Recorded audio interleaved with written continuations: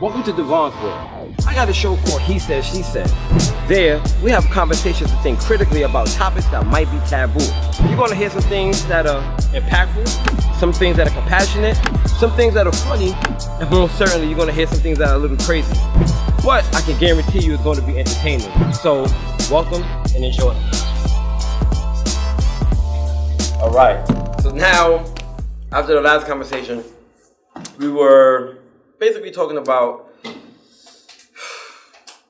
cheating. We talked about extramarital affairs and things of that nature. And for the most part, we kind of agree that cheating is subjective and things like that. And through talking, I'm talking about threesomes and whatnot, I heard some side conversations about how men view sex differently from women. Now, I talked about this, and it's actually one of my favorite shows, because I think there's a really big disconnect on how men view sex and how women think men view sex. How men view intimacy and how women think men view intimacy. And I think it's a big issue in the values that we begin to place on relationships and things like that. So, I want to ask the men here, and I should have had you guys switch seats, but we're going to rock out like this.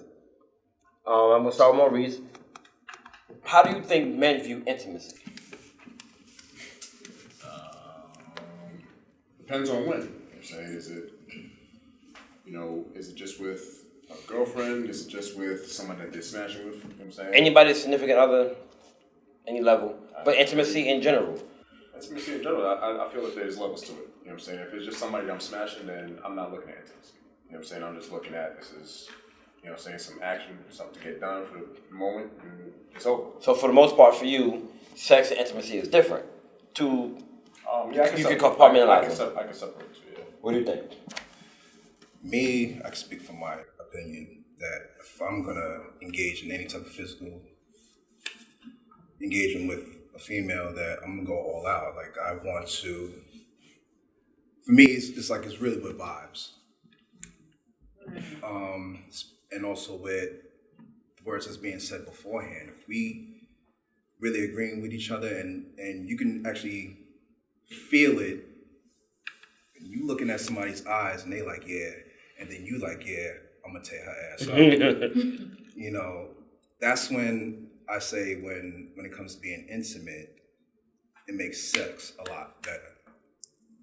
So you can't just have sex, basically.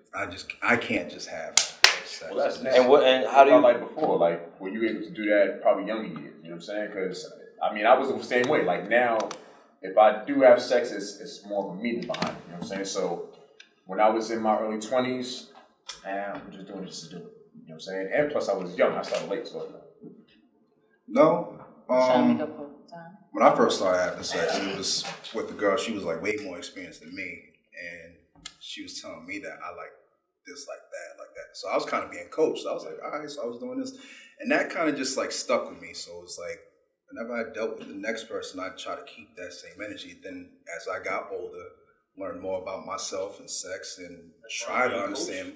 I'm sorry, I mean, coach. As far as being coach, that's what you might keep in the same energy. Being coached at that point, but then it's like there's a lot of stuff that I picked up on myself, and paying attention to a woman and how she moves and what she likes. And look, do you feel like men is like how do you view intimacy from a male perspective? Yeah, they're gonna make me look mad bad. Those answers are good answers, guys. my answer's different. I'm sorry, I look at it a little different.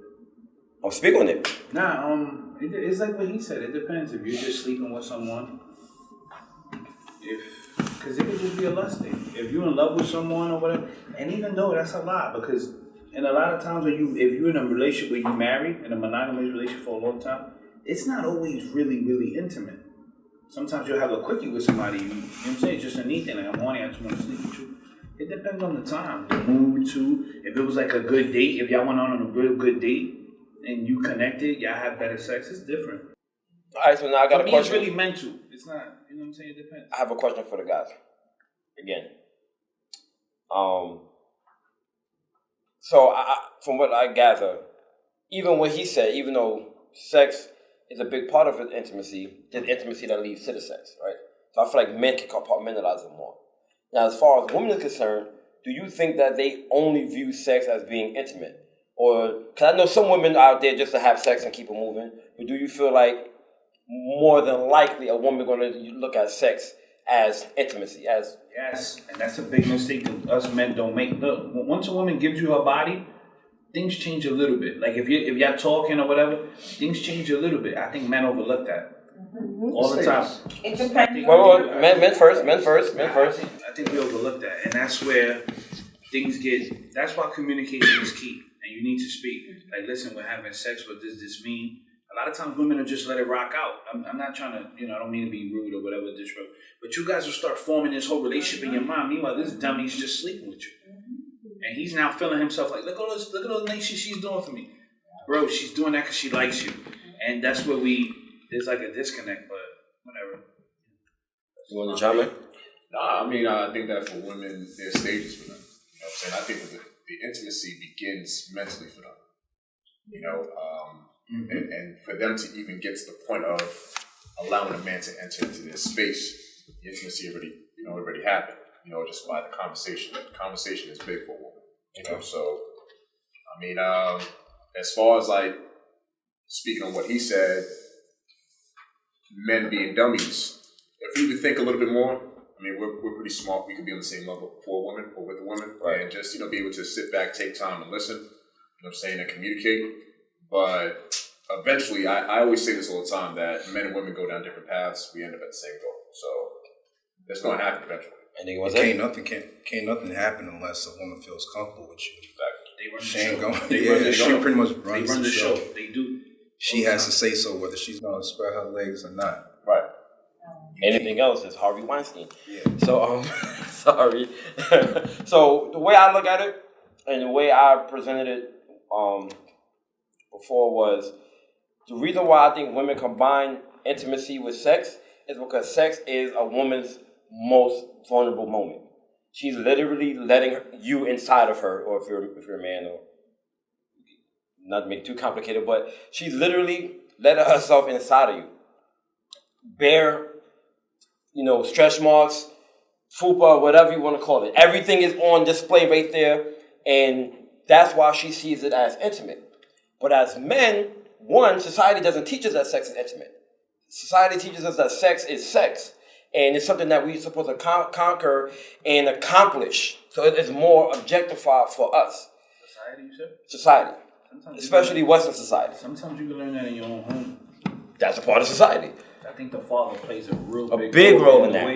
In the way a man teaches a woman. The father, no disrespect, and I'm not, this is my opinion, is probably the most important piece, even more than the mother in a household. You see it all the time. He's the one that really teaches the man how to love, and he teaches the young lady, the daughter, how to be loved. That's the most important part. It's big. I agree with you. I feel like it's harmonious. I don't think one is more important than the other. I believe that we devalue a man's role as opposed to anything else. But that is important. It is about how a woman is raised. So something about devaluing. I feel like society devalues a man's role in the household. I feel that, no disrespect, because we all black men here, I feel the man has done that, especially the black and Hispanic man has done that to themselves. Why? Anytime because we're stepping away from the family every time. Whenever you leave, we got to change the narrative. The black man is leaving every time. Mm-hmm. Well, when I say every time, I don't mean like every time, but obviously. I mean at a high rate. So when you do that, it's kind of like, what is this young black man gonna do? Run. So is that, people expect that. I think we need to change that. That needs to change. Lady, what do you feel on that? To that specific thing, we absolutely do need to change, or you, because it's not a we, but it's. Yeah, women play their part too. We'll get to that. Right, but because you said black man, I'm not a man, so I can't. That's not my decision to make. But I will say this: I think that we as a society have been given this story, have been fed this story that it's the black man that does this. All men do this. Yeah. Mm-hmm. It's not just the black man, and actually, statistically, black men stick around for their kids more than any other man when they're not with the mother. So we have to stop saying that because that's not true. Mm-hmm. We absolutely need to fix for the ones that are doing that. But it's not true that we're doing it more. We just need to not do it. I'm sorry, that's what I've seen more. Because that's your experience. But that's okay. No, I see it. I totally get see it. I see Growing up, that's what I saw. But it's that's also because highlighted. I'm black. We're brown, so we see people that we know. We hear our friends say that, about they talk about their father not being home. This is our experience. But globally, it's not. That's not the case. I'm gonna be honest. I don't want to look at it globally. I feel we need to hold ourselves accountable, and we need to, we need. But that's to what I'm do saying. I something agree about with it. you that we definitely need to hold ourselves accountable. It's not really our business what's going on with other people because this is our business. Yeah, for real. But it's just so we know we don't. I don't want us to tell ourselves that story that we're worse than everybody But else. it's highlighted. Oh, I would that never way. listen. Yeah. I'm taking care of my kids. It's All highlighted media. that way in Yeah. every Yeah. story, Media. every movie, every show. There's Music. always that one person that's highlighted that way, and It's always a black man. So it's like even if that may not be the dynamic that you know to be true per se on a day-to-day basis, that's the dynamic they prove to be true in every fashion that they can. News, media, conversation, that's all you hear. And so, with that being said, now this is a question for the ladies. I'm glad Lou brought that up. Do you think how you were raised affected how you accepted love from someone else? Absolutely. Yes, because I grew up with my Absolutely. father not being in the home. How did that affect you? It affected me a lot because I didn't know the proper way to be loved by a man. The person who showed me how to love was not my father, it was my sister's father. He stepped in because my dad was never around. That's true. My father literally lived blocks away from me. Never seen came to see me. I saw my dad for the first time at the age of 27. Mind you, I already had 2 boys at that time.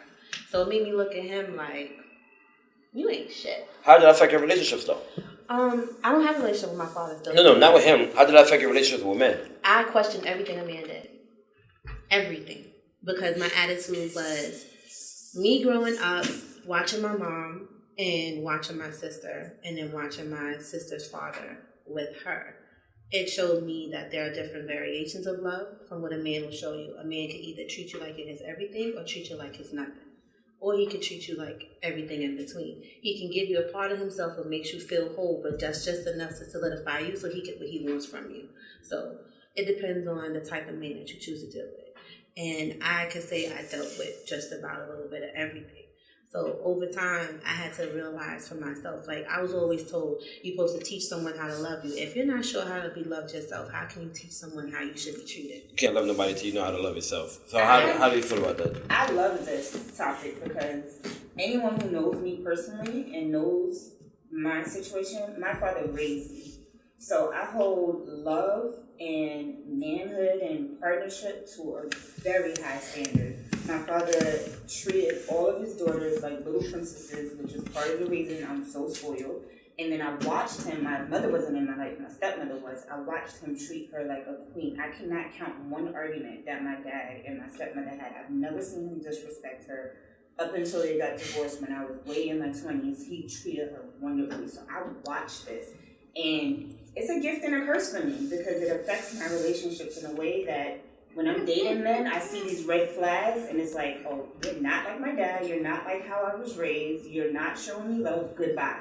The curse is, I curve them, curve, like I don't stay with anyone. Keep So I'm curving. constantly, Keep curving. that's what my dad says, he's like, if you gotta Curving. toss any of them out the way just Keep to get to the curving. one, Don't then settle. that's what you gotta Keep do. curving. Don't settle. So that's how. What about you?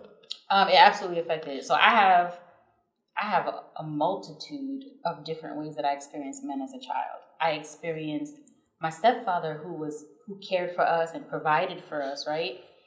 And so I saw that. I saw a man take care of the whole household and take care of everyone. And my uncles, they all did that, right? Mm-hmm. But I didn't know he was my stepfather until I was 16. So I saw him do this, and then I found out when I was 16 that everyone was lying. So then I started to question life, like, all right, well, all adults lie, all these people lie. So then that affected me because I wasn't sure who to trust. Right. But then when I found out about my biological father and knowing that he actually did abandon me, suddenly I felt not only did everyone lie, but he left. And why did he leave me? Why did he come back? Mm-hmm. And then I experienced some unfortunate things as a little girl.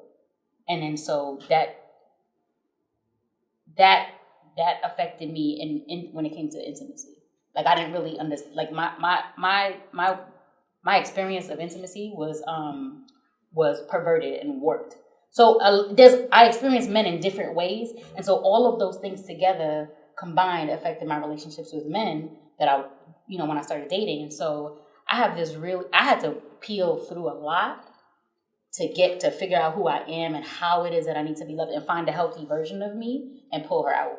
So the question I have for you two specifically, really quick, is, well, I don't think we have time for another question, but one of the things that I do want to say is, I feel like one of the issues that men and women do have with one another is that because intimacy is so skewed and oftentimes perverted, when the man is his most vulnerable and maybe at his weakest moment, some women may see a man who is stronger because he had a woman by his side and tell him to man up.